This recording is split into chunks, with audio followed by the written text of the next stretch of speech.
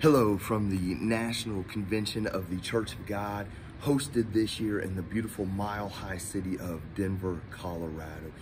No matter what denomination you serve in or what church you work for, there should be some kind of networking system, some kind of a system already in place that you can plug in and partner with and journey with and learn from and be mentored by other pastors in that denomination or in that movement. So I'm Church of God out of Anderson, Indiana.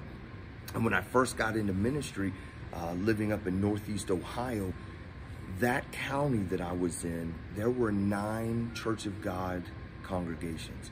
And those pastors took it upon themselves to start a county-wide pastors fellowship. And what that really meant was once a month we would get together for breakfast, a different location every month, and we would just sit at the table and we'd fellowship and we'd laugh and we'd eat and we'd laugh some more and we'd eat some more, and we would just share about our personal lives, we'd share about our congregations, we'd pray for one another.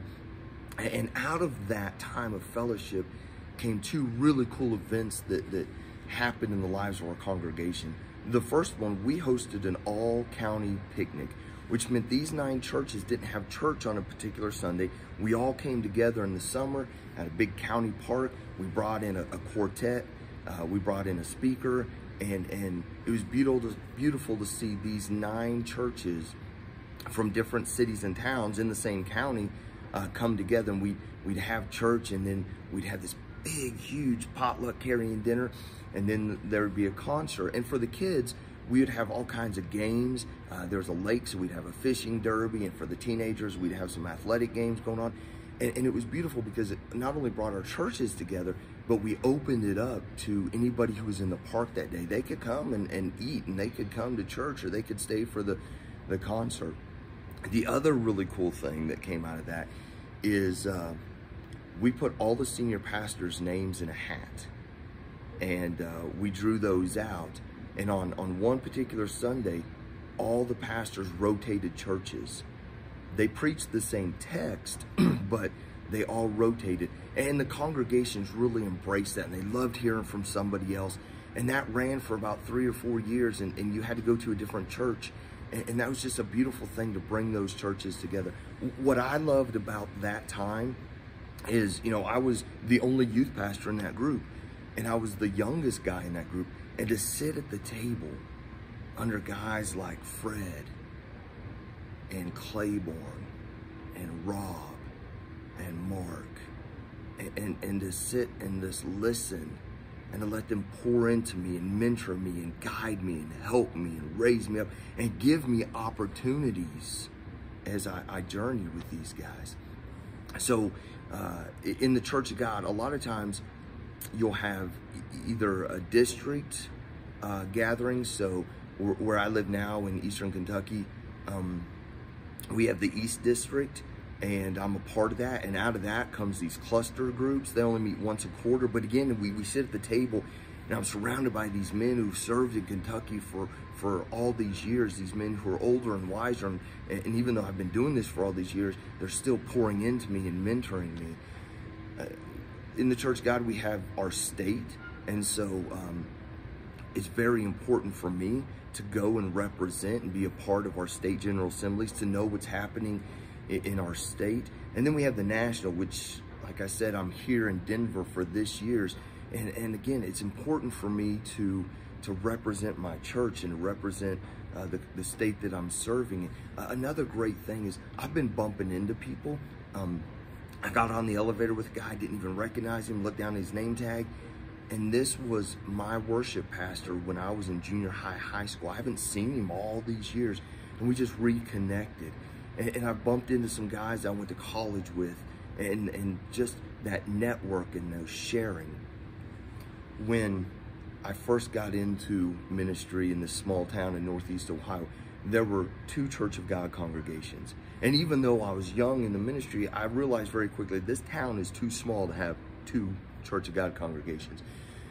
But the one was a split from the church I was serving in. And shortly after I got there, they hired a senior pastor.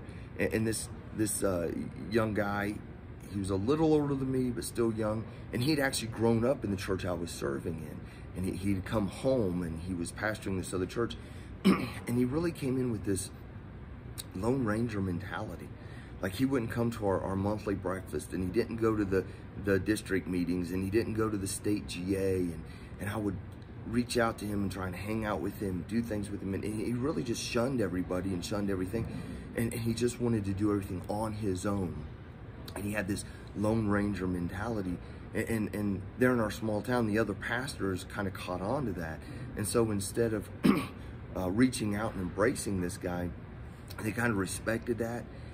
The sad end of that story, he was there about 5 years and resigned the church and left the ministry and moved out of state and did something completely different.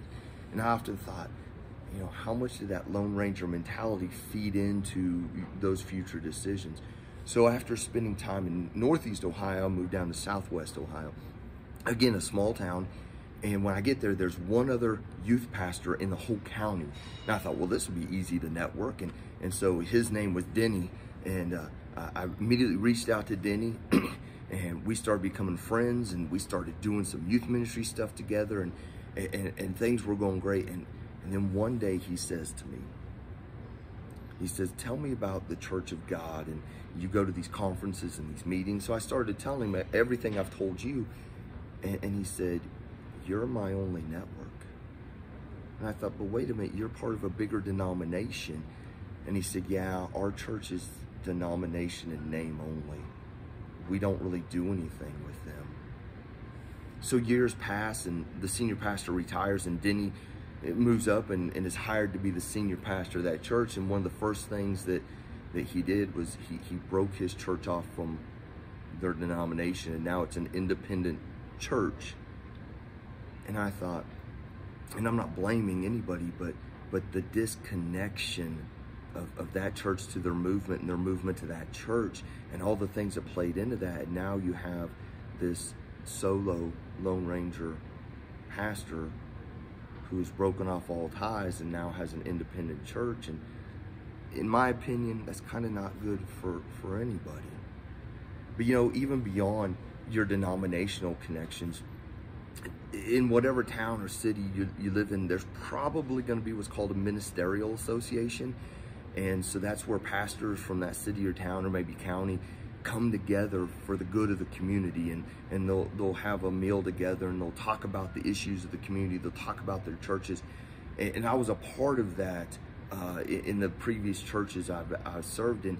Here in Eastern Kentucky, there's 2 in my town, and we'll talk about that in another video, but I go to both of them.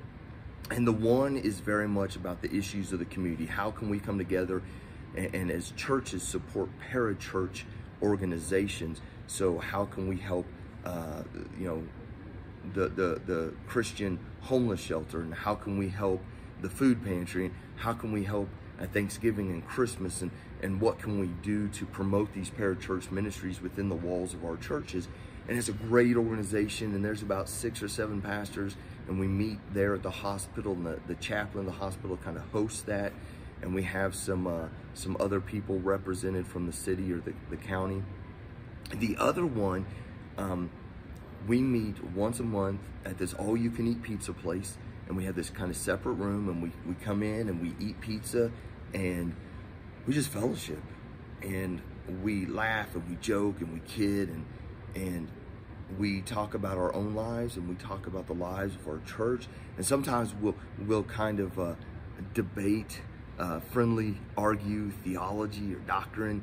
And again, I'm the youngest one sitting at that table, and these guys who've served their whole careers in Eastern Kentucky, and these guys who are much wiser than me, they're mentoring me, and they're raising me up. Even though, you know, I'm 49, I've been doing this for 25 years, they're still raising me up, and it's a good thing. And we end in this time of prayer. But you know, I'm the only Church of God guy sitting at that table, but that's okay, because as the scripture says, iron sharpens iron. And so today, I just want to encourage you, wherever you land, whatever denomination, whatever church, whatever city, town, state, find the ministerial associations, find out what your denomination is doing and what they're offering, and jump in and be a part of that and make sure that that's an important part of your ministry and your time at that church. And here's why.